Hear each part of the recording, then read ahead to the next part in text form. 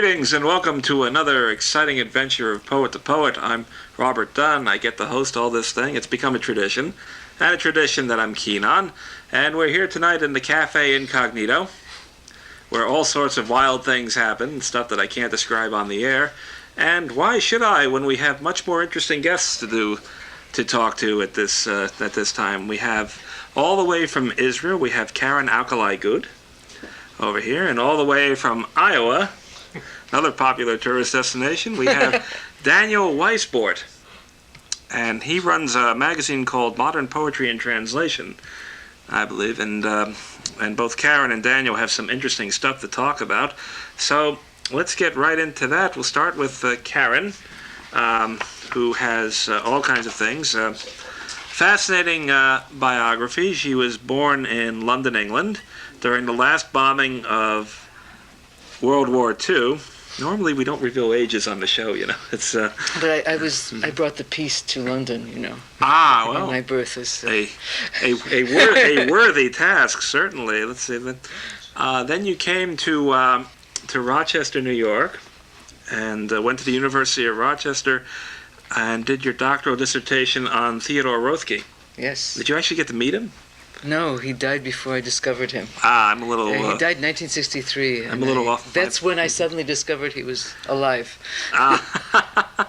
Yeah, well, good poetry will do that for you. It will carry your name and identity far beyond the normal lifespan. Let's see, what else have we got? Then in 1972, you went to Israel and taught at the University of the Negev, which is a desert area, as I recall. Yes. And Bar Ilan University.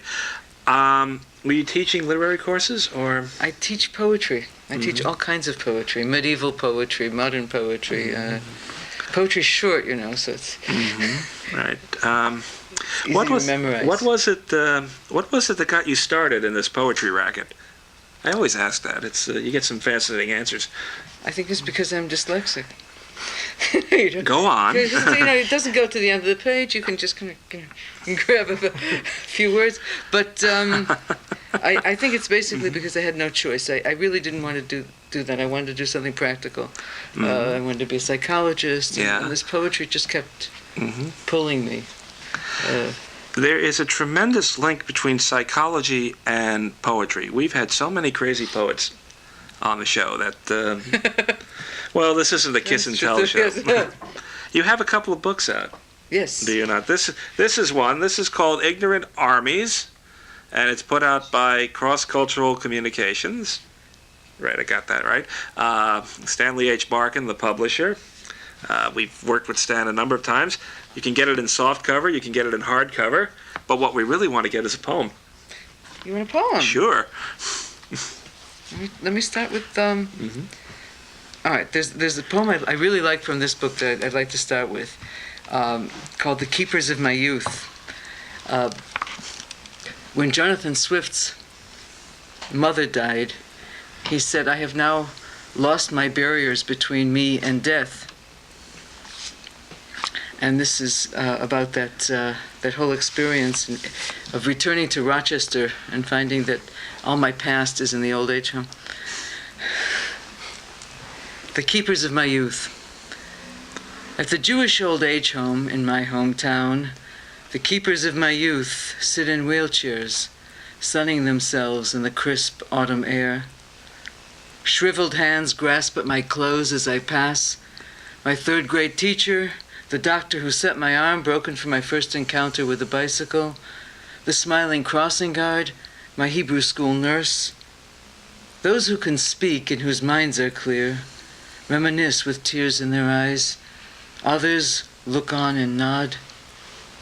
"You played Haman in the Purimspiel," rasps the accompanist from the Volksschule. "And now you are a grown-up lady with teenage children of your own. Look how tall she is," from all those lunches she ate at my house, my old friend's mother adds. Here, I am still in my flower. With a gentle hand, I smooth the shawls around their shoulders, tuck the bright wool blankets into their chairs, and whisper encouraging farewells to my troops at the front. And that happened in Rochester. Okay. When you're Not much happens in Rochester. no, That you'd be surprised. You'd be surprised. A lot of strange things. Oh, yes. Otherwise, they wouldn't have developed all that photography over there. Oh, yes. He gave me a wonderful education in Rochester. Ah, yes. Which you pass along to the students at the universities in Israel. Do you teach literary survey courses, or do you teach workshops? No, not workshops. Poetry, courses in poetry. Modern poetry, old poetry, Victorian poetry. What do you try to give your students? What do I try to give them in poetry?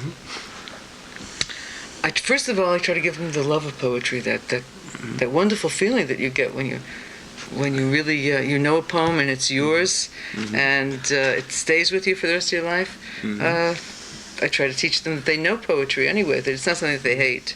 It's something that they feel anyway, that there's something that they know poems by heart and they don't even know their poetry, like rock songs sometimes. Daniel, when did you get a feeling like that for the first time? I can't remember, really. Make something up. It's that kind of a show. We won't mind. I suppose Dylan Thomas in England, Dylan Thomas was well, it wasn't the first time, but it's the most striking time, I guess. Karen, was Rothke your first favorite, or? I think he was the one that left me speechless. That was the key. When you read a poem and you can't say anything, you just think it's so wonderful. He was the first one that I encountered like that. There was a poem called The Moment. It was 12 lines long that someone kind of opened up from his wallet, unfolded from his wallet and read to me. And I thought, wow, that's the greatest poem I've ever... Well, if that ever happened to me on the show, I'd be out of a job. But let's take a chance anyway. Have you got a poem that'll leave us speechless? Ooh. Maybe. Let me try and find one. Okay. All poets shuffle papers. A poem to leave you speechless is like, it's like an incredible challenge. Here's a poem about Rabin, about Yitzhak Rabin. It's about Israel. Yitzhak Rabin, and it's about the assassination. He was a neighbor of mine. He lived about 5 houses away. So that the whole assassination was right in my neighborhood. I can imagine. The poem is called The Hope. On the night Rabin died, I dreamt I wandered the streets, homeless and lonely in a crowd of confusion, ricocheting off relatives and friends barely regarded, while dogs of peace ran with panthers and tigers all loose and all free. No one was working. Everyone out in the streets, or in groups sleeping in different houses, using interchangeably each other's phones, connecting with wrong numbers, saying a few impotent words, disconnecting indifferently. Unseasonable cold penetrated my clothes, and uncoated, I sought shelter in cloaks of the dead, but found myself in other byways before I could wrap myself in them. The river was solid and the earth liquid under our feet. The worst walked on water while the best fell in the treacherous sands. Nothing held the dream together, and everything could fall apart at any random moment. That leaves me speechless. Yes. Did it work for you? Yes. I'm kind of speechless myself, but I hope the crew will look the other way on that. Was there a lot of poetry written about current events in Israel? No, I think it's the English writers or the foreigners who write more about current events in Israel. The Israeli writers are too close to it or feel too close. With the foreign language helps me a lot. Writing in English in Israel helps me to get a perspective that I find that Israeli writers don't have. Yeah, it gives you a little distance, I imagine, so you could deal with things a little more easily. Right. All right, I see you've got another book in the pile there. Oh, which one is this? This is also cross-cultural. This was called Mechitza. And would you like a poem from here? Oh, I think I could. I think I could deal with that. Sure. All right. I seem to feel the necessity of talking about Israel in these poems. I'm not picking the other poems. I don't know why. Right. But it's a worthy subject. I had a problem. We were talking about English in Israel. And I have had this problem all the time of translating Israeli experiences that happen in Hebrew into English, which translates somehow, sometimes Jewish experiences into Christian. Like I was going to write a poem about my husband water skiing on the Sea of Galilee. And, how do you write about someone water skiing on the Sea of Galilee without referring to, a major event? So this is an attempt, but it didn't. It's called Skiing on the Sea of Galilee. A rainbow flies in his wake each time he slaloms starboard. I lean against the windscreen back and cannot take away my eyes. Aboard the ancient fishing boats, brown faces turn up from their nets, smile at the moving halo of spray. I have vowed not to cross men with gods, yet as he holds to the toe, easy on the water when my hands would long have given out, glowing alone with the early morning fishers, I would pass my bread to him to cast here, now. That was when we were first married. Well, not us, but and not Daniel, actually. I find in listening to that poem that if the famous religious personage that you were alluding to actually water skied in those days, that would have been a miracle worth recording, I think. Anyway, let's get one more poem in, if we can. One more poem? Yeah. Sure. When you tell a poet one. Yeah. Very hard. Okay, this is called Reader Response. What do you use me for, my dear? To augment your vision, expand the topics of your conversation, tell your friends about the woman you are reading now, as if you had conquered me by deciphering a few erotic verses. Let this poem be witness. Verse is the antithesis of communication.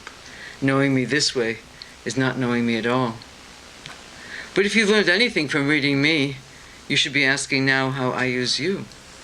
Oh, my dear, augmenting my stores, delineating the topics of my conversation, hearing echoes of what you see of me in reading me now. But by now, both of us have ingrained this verse, this truth. Both of us have ingrained this truth. Verse is the antithesis of communication. I pretend to know you, but have made you up.